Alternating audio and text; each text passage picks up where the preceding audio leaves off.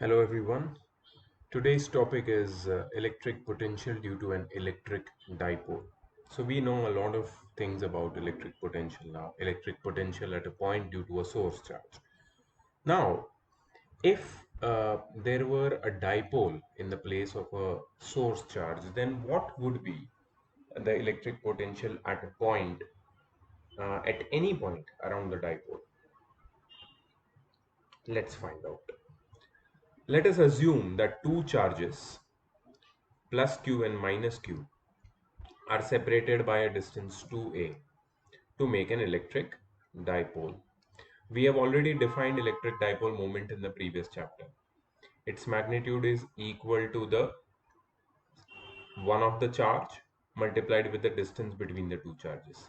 So magnitude of electric dipole moment P is 2qa, 2qa, q into 2a, 2qa. And its direction is from negative charge to positive charge. Direction of electric dipole moment is from negative charge to positive charge. Now, electric potential is a scalar quantity. It does not have any direction. So, calculations are always relatively simple. If you compare the calculation regarding the electric field due to an electric dipole, they were quite complicated because there was a vector involved, but here it's just scalar. Okay, so let's find the electric potential at any point on the axis of electric dipole. So we have considered one dipole over here, as you can see, minus q plus q, distance between them 2a. Now let A be a point at a distance of x units from the center of the dipole. So distance of positive charge from point A is x minus A, and the distance of negative charge of point A is x plus A. So for this point charge, the electric potential can be written as V is equal to 1 upon 4 pi epsilon naught into q upon r. But there are two charges, one positive charge and one negative charge in the dipole. So the total electric potential at point A will become the sum of the electric potentials due to both the charges. One positive charge and one negative charge. Yeah, but remember that the distance of positive charge from point A is x minus A and the distance of negative charge from point A is x plus A.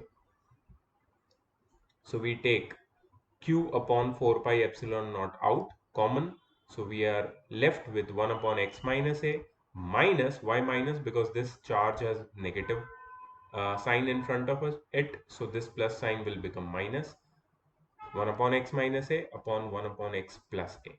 Now if you take LCM and simplify, you get q upon 4 pi epsilon naught multiplied by 2a upon x minus a into x plus a. So V, that is electric potential at point A, the total electric potential at point A is 1 upon 4 pi epsilon naught multiplied by, see here there is Q into 2A, it becomes P, right? P is equal to 2QA upon x square minus A square. So P is the magnitude of electric dipole moment and V is the electric potential at point A due to the dipole. The above derived result can be approximated for a short dipole. See, for a short dipole, the value of A is very small. So A square will be further smaller, right? So if X is much more greater than A, we can neglect A square in comparison to X square, and the electric potential at point A due to the dipole is 1 upon 4 pi epsilon naught into P by X square. Okay, next. Electric potential at a point on equatorial plane of an electric dipole. So now we find electric potential at a point on equatorial plane of an electric dipole. Okay, so what is equatorial point? Equatorial point, we have, I don't know, somehow I cannot find the figure. Okay, let me get the figure for this. Okay, so the point which they are talking about, which is on the perpendicular bisector, that is equatorial plane, is in this figure point C. Okay, so first we took point A, which was on the axis of the electric dipole. Now we are taking point C, which is on the perpendicular bisector of the dipole axis. Okay, that is equatorial plane. So let B be the point at the perpendicular bisector. Let me check if there is any point B. I think they are wrong in writing point B. It should be point C because point C is on perpendicular bisector of the electric dipole. Okay, that is at a distance y from the center. Okay, yes. So we are talking about point B. Point C, I'm sorry. Point C is at a distance of y units from the center of the dipole. As you can see, both charges plus q and minus q are equidistant from point B, and we can find the distance of these two charges from point C, right? So if the magnitude of this OC is y, the length of OC is y, and uh, the the distance from minus q to O or plus q to O is a, then we can find this uh, the distance of any of the two charges from point C, and that will be under root of a square plus y square, or under root of y square plus a square. Okay, yes, that is it. Okay, so we found that both the charges are situated at this distance from the point C, which is on the perpendicular bisector of the dipole axis. Net potential is zero for point C. Actually, it should be point C, as potentials due to both the charges will cancel out each other. See, the potential due to charge, due to positive charge is 1 upon 4 pi epsilon naught multiplied by q upon under root of y square plus a square, and the potential due to negative charge will be 1 upon 4 pi epsilon naught into minus q upon y square plus under root of y square plus a square, and these both potentials will be added. Why they will be added? Because the total potential is the sum of the potentials due to different charges present in the dipole, that is both the charges present in the dipole. So plus q minus q वाला term पूरा एक दूसरे को cancel out करेंगे, and the total potential comes out to be zero. So electric potential at any point on the equatorial plane of an electric dipole is always zero. Now the next figure is electric potential at a general location due to short electric dipole. So we take a point C anywhere in the space around the dipole, right? And here at point C, we have to calculate the electric potential due to the dipole. Now, line joining the center O of the dipole and point C makes an angle theta with the axis of dipole. Let us imagine that line joining point C and the center O makes an angle of theta with the axis of dipole, this angle.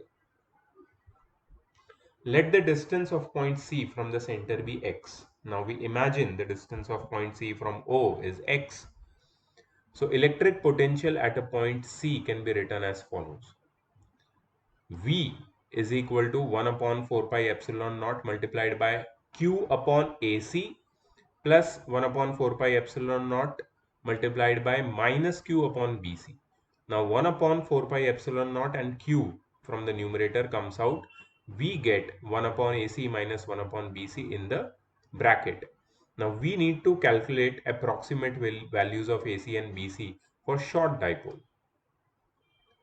That is where X is very much greater than A.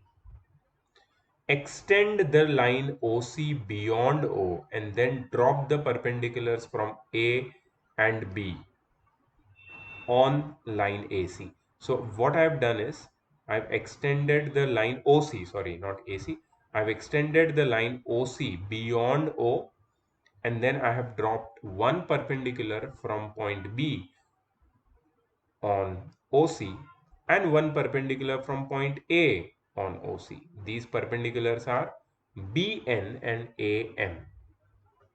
Okay, M and N are foot of the perpendiculars. Now see in the figure, angle AMC is 90 degree. Angle AMC is 90 degree. Yes, we have constructed that. And angle MAC is approximately 90 degree because X is very much greater as compared to A.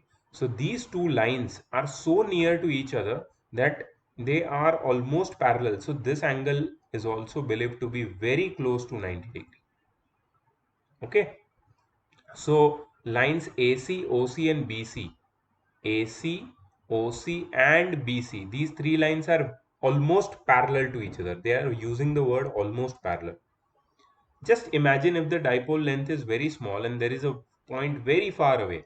From this point, if you draw lines, they will look like parallel lines. Yeah, they will be meeting at a point, but at like from far they will look like parallel lines. Okay.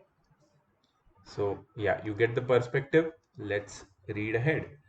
So triangle AMC can be treated as an almost an isosceles triangle. Triangle AMC AMC can be treated as an isosceles triangle. So CM is equal to AC. We can take CM is equal to AC. CM is approximately equal to AC, which is OC minus OM. Okay, so what is OC minus OM? So CM they have written as OC minus OM, which is equal to AC, right? So let me show you over here. AC is equal to OC minus OM, which is approximately equal to MC. Now AC is approximately equal to X minus A cos theta. AC is approximately equal to X minus A cos theta. And why is that? Why is AC equal to approximately equal to X minus A cos theta? Now,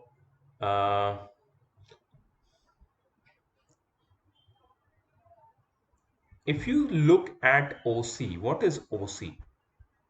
OC is X. Okay. What about OM? What about OM? In triangle OMA, what is OM? OM is the adjacent side to theta and angle OMA is 90 degree. Okay, this angle is 90 degree.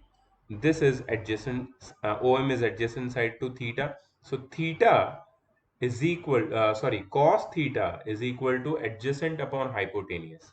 So how we can relate OM, which is the adjacent side, and OA, which is the hypotenuse? Cos theta is adjacent upon hypotenuse. So cos theta is equal to, the adjacent side is OM and the hypotenuse is OA. So what is OM then? OM is equal to OA into cos theta, which is A cos theta, because OA is nothing but small a. So OM is A cos theta. OM is A cos theta. And OC is X. So AC, which is approximately equal to CM, which we just proved because they are like parallel lines, and this triangle looks like an isosceles triangle. So we just proved that CM is equal to AC, and CM is approximately CM is exactly equal to OC minus OM, which is X minus A cos theta. So AC is also approximately equal to X minus A cos theta. In a similar way, we can explain that BC is approximately equal to NC. BC, BC from here to here, this is approximately equal to NC.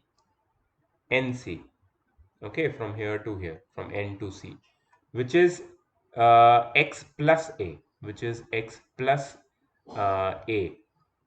sorry, x plus a cos theta, because see, this will be theta angle, right? This will be 90. So if you find the length of ON, x plus ON will come out to be a cos theta.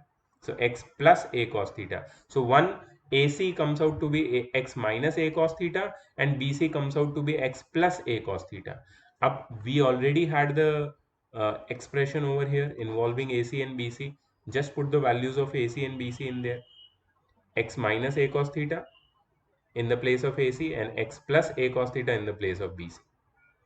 Okay. Now take LCM of the denominators, simplify, and you will get, if you substitute P is equal to 2QA, we can rearrange the above result as follows. V is equal to 1 upon 4 pi epsilon naught multiplied by P cos theta upon x square minus a square cos square theta, right?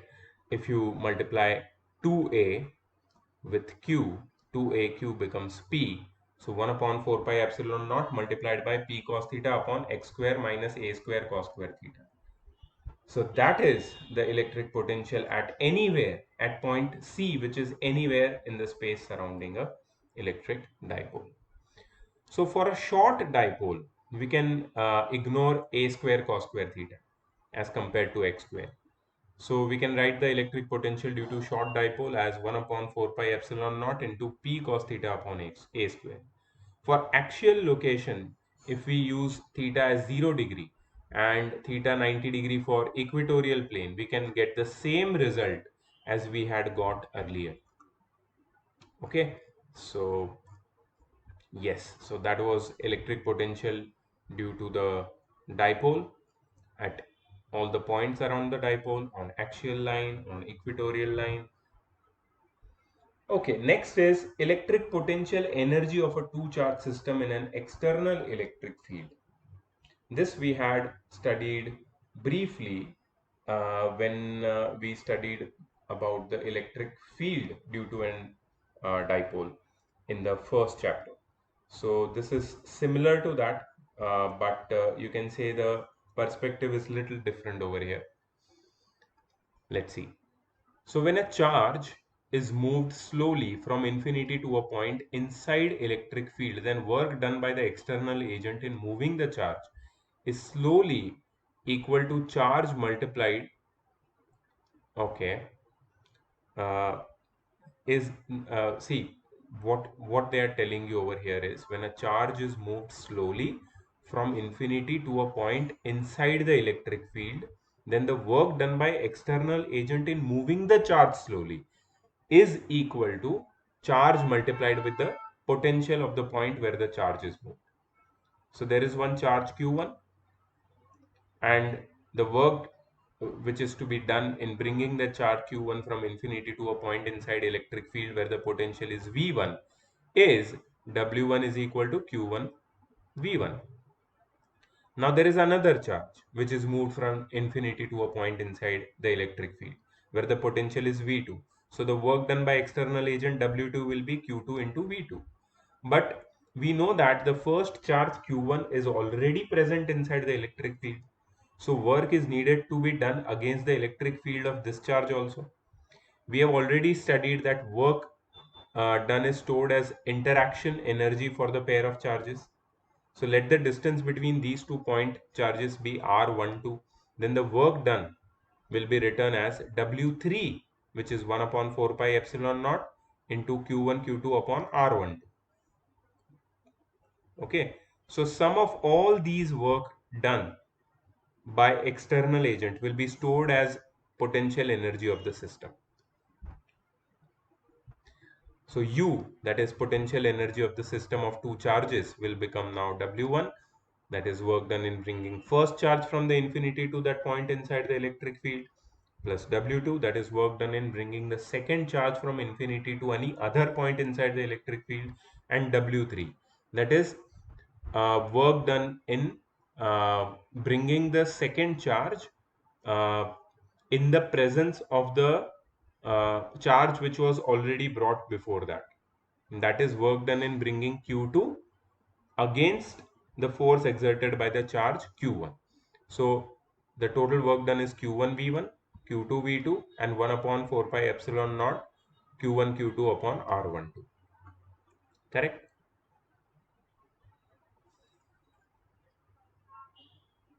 So these are the formulae. The first formula gives you the electric potential due to a short dipole at any point from the center of electric dipole, that is on its axial line. I think so. It is. No, no, this is not on the axial line. This is basically at anywhere around the dipole. Where theta, जब theta आएगा तो मतलब axial line नहीं हो सकता. Axial line के लिए कोई थीटा नहीं था. If you remember, let me show you again. There was no theta for axial line. Yes.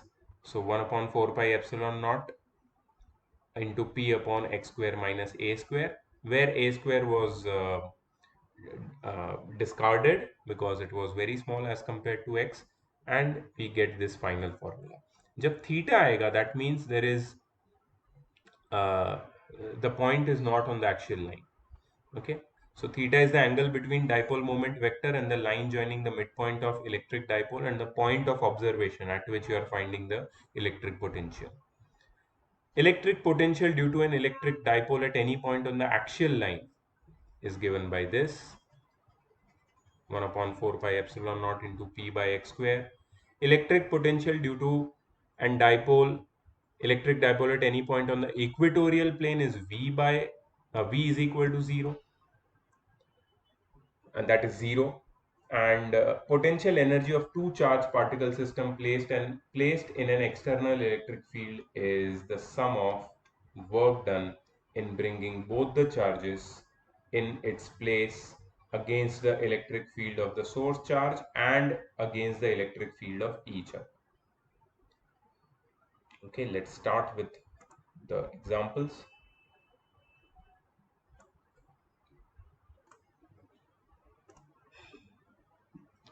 Let there be a short dipole. See, whenever they are saying short dipole, इसका मतलब है कि x is very much greater than a.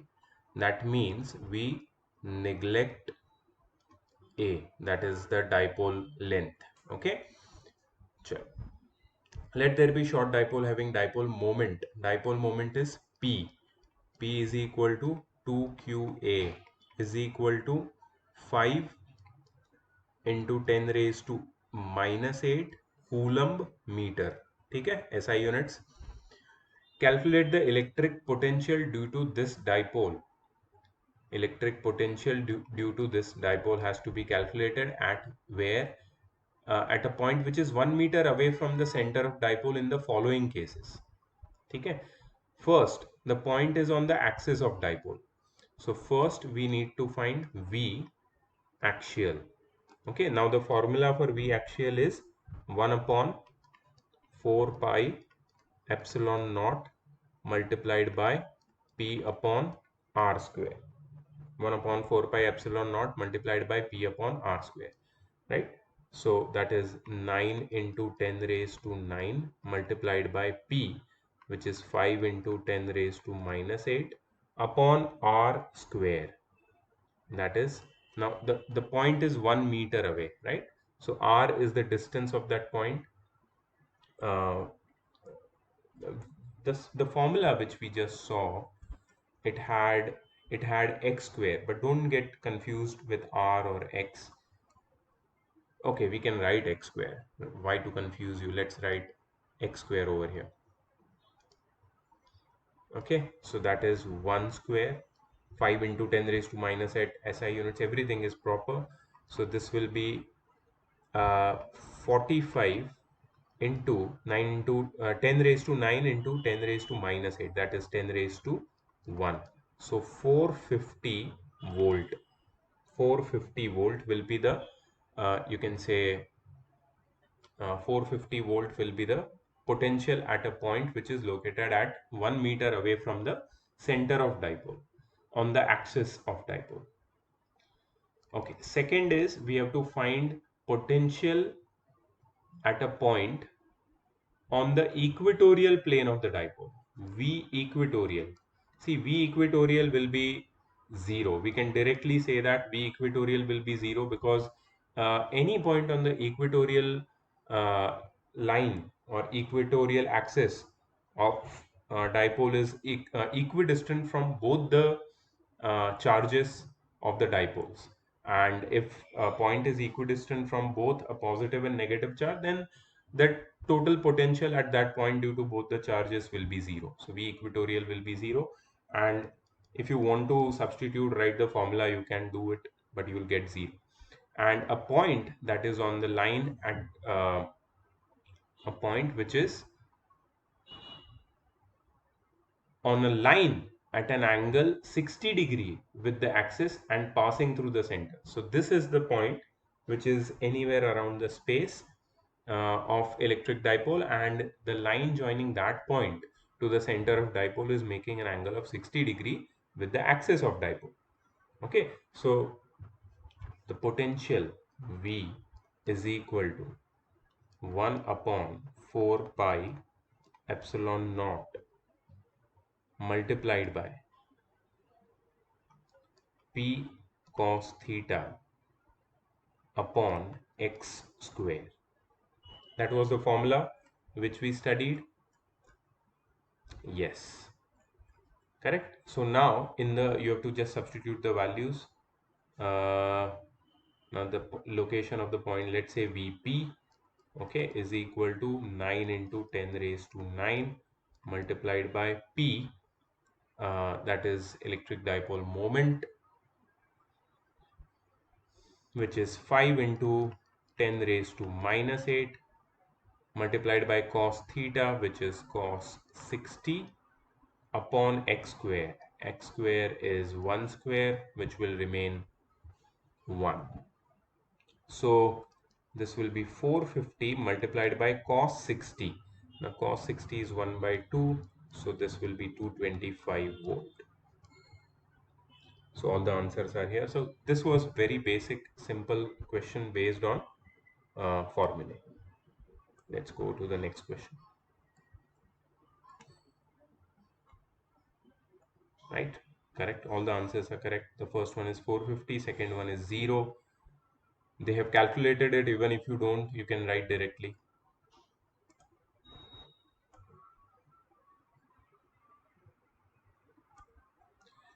An electric dipole is constructed using equal and opposite charges of magnitude 10 microcoulomb. Okay, and placing them at a separation of 1 mm. Okay, so plus q is plus 10 microcoulomb, which is 10 into 10 raised to minus 6, 10 into 10 raised to minus 6 coulomb, and minus q is equal to minus 10 microcoulomb, which is 10 minus 10 into 10 raised to minus 6 coulomb. Okay, and the separation between them is 1 mm. So 2a is equal to 1 mm.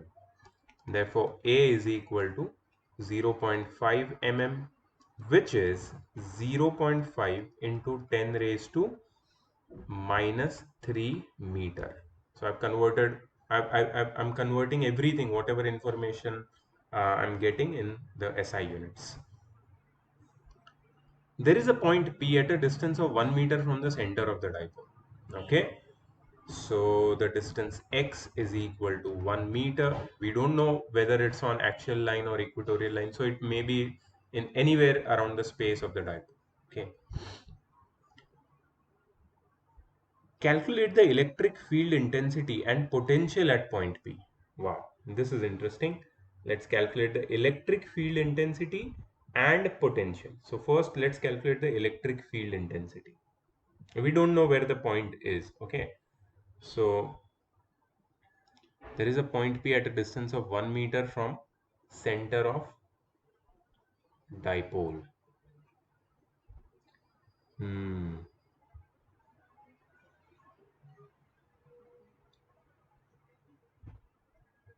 What will be the answer to the part 1 if electric dipole is turned through right angle from its existing orientation. Okay, now there are couple of things which are making me think that what do you mean uh, when they are saying that there is a point P at a distance of 1 meter from the center of dipole? This point could be on the equatorial line. Na? There is a point P at a distance of 1 meter from the center of dipole. And it could be on axial line also, and it could be anywhere around the space at a distance of 1 meter also. But the second question makes me think that what will be the answer to part 1 if the dipole is turned through right angle from its existing orientation? See, if it would have been in anywhere in a space anywhere around the dipole, and we would have turned the dipole through right angle, then there would not be a major difference in the answer. There would be some difference, but I don't think there would be a major difference. And why would they ask such a question? So I consider the point to be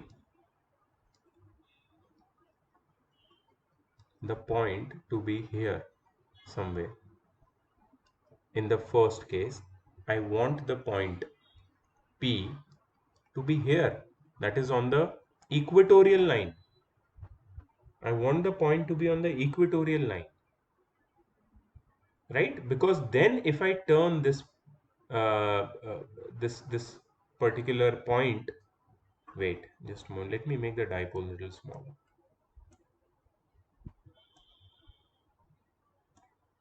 Okay, this is better. Yeah, now you see the dipole, this is plus q, this is minus q, and the distance between the two dipoles, the two charges is 2a, and the distance of point A from the center of dipole is 1 meter. So this is the center of dipole and this is 1 meter. And if I turn this dipole 90-degree, then it would come here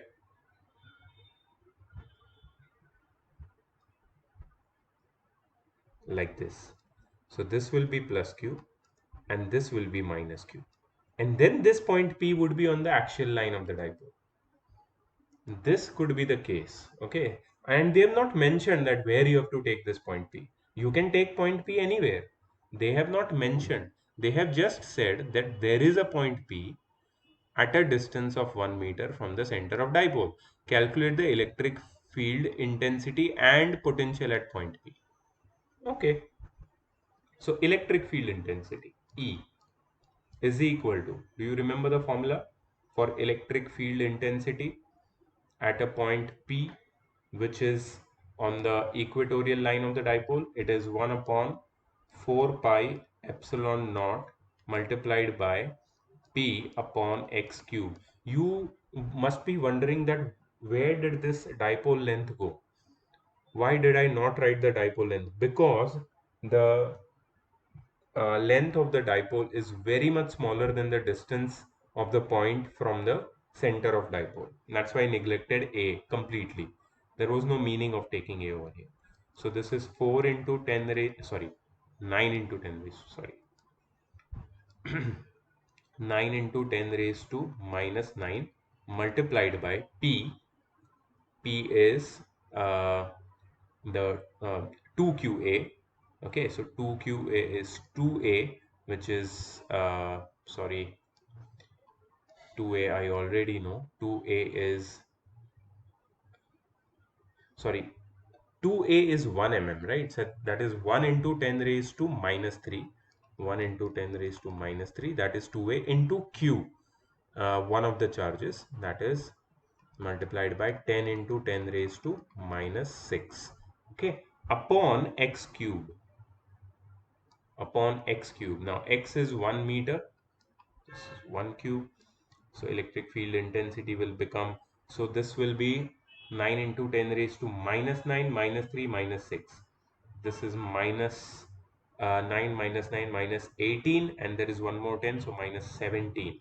So 9 into 10 raised to minus 17 Newton per coulomb. Newton per coulomb. 9 into 10 raised to minus 70. Hey, sorry. One mistake I made. This is not 9 into 10 raised to minus 9. This is 9 into 10 raised to 9 only. Okay, so if that is the case, then all the 10 raised to minus 10 raised to 9, 10 raised to minus 3, and 10 raised to minus 6 will cut, and we get 90 Newton per coulomb. Correct. So this is the electric field intensity at point P. What will be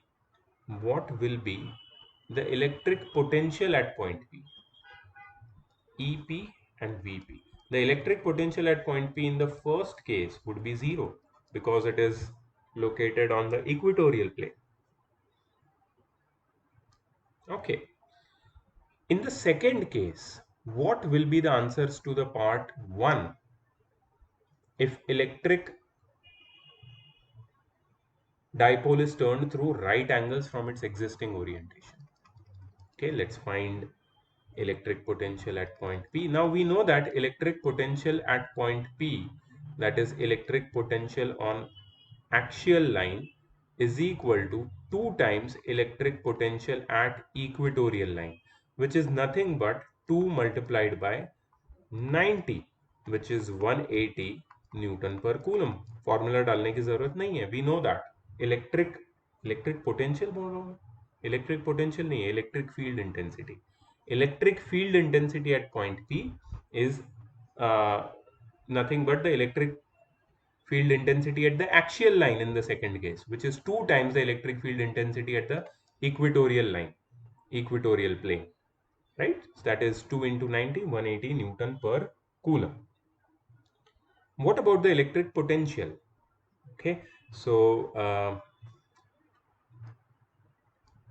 Vp in the second case, that is V axial, will be 1 upon 4 pi epsilon naught multiplied by P upon x square, that is 9 into 10 raised to 9 multiplied by P.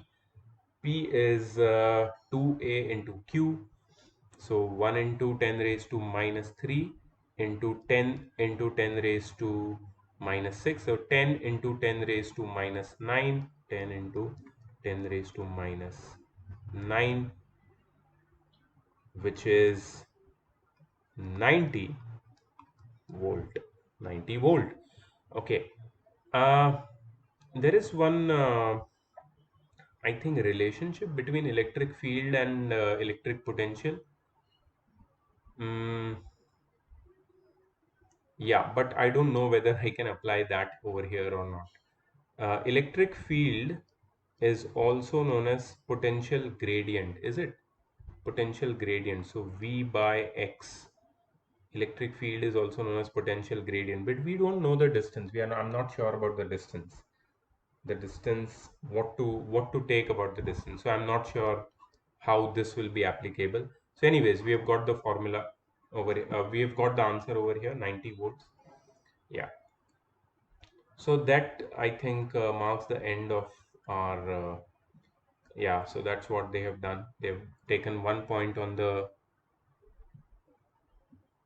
equatorial plane and one on the axial plane, and then they have calculated the required things. Yeah, so that is the end of the first part. It has got many questions, 23 questions.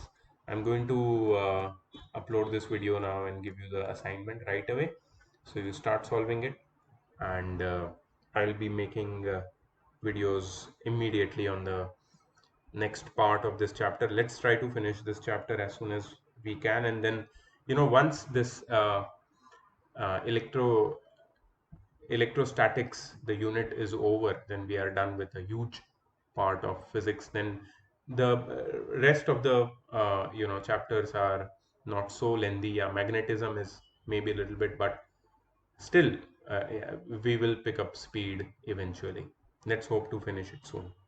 See you in the next video. Bye bye.